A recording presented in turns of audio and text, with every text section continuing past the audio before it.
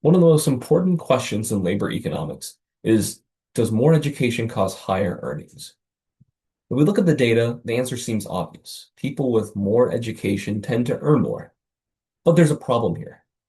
People who obtain more education may also differ in other ways from people who obtain less education.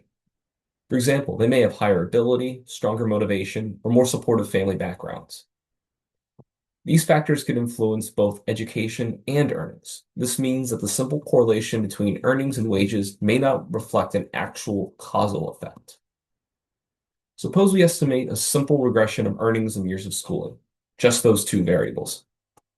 Students with more schooling tend to earn higher wages, but that relationship may reflect both education and underlying ability.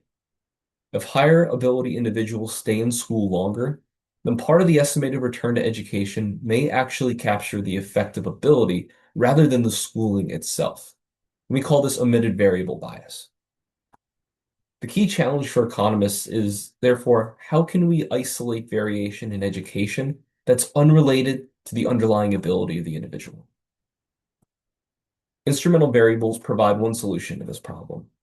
The idea is to find a variable that affects schooling, but does not directly affect earnings except through schooling. Such a variable is called an instrument. If we can find an instrument that changes how much education people obtain, but otherwise is unrelated to their earnings, we can use that variation to estimate the causal return to schooling. One of the most famous examples comes from research from Joshua Angrist and Alan Kruger. Their key insight involves school entry rules and compulsory schooling laws. So basically, in the United States, children start school based on their birth year, and they're required to remain in school until a minimum legal age. So this creates a pattern. Students born earlier in the calendar year start the school year slightly older than students born later in the year. And because the compulsory schooling law allows students to leave school at a certain age, those born earlier in the year tend to reach the legal dropout age after completing slightly less schooling. As a result, students born earlier in the year tend to complete slightly fewer years of education on average. Importantly, the birth quarter or birth month is essentially random with respect to ability or family background. This makes it a really useful instrument for education. So this is how their logic works. First, researchers examine how birth quarter affects years of schooling. They find that students born earlier in the year complete slightly less schooling. Next, they examine how birth quarter affects earnings later in life. Because birth quarter influences earnings only through its effect on schooling, the relationship between birth quarter and earnings reveals the causal impact of education. By comparing these two relationships, economists can estimate the returns to schooling. So using this approach, they estimate that each additional year of schooling increases earnings by roughly 10%. This estimate is surprisingly similar to traditional regression estimates, especially surprising considering the number of issues that we brought up throughout this chapter of relying on OLS and omitted variable bias and all those issues. So this finding suggests that the simple relationship between education and wages may not be as heavily biased by ability as some economists have feared.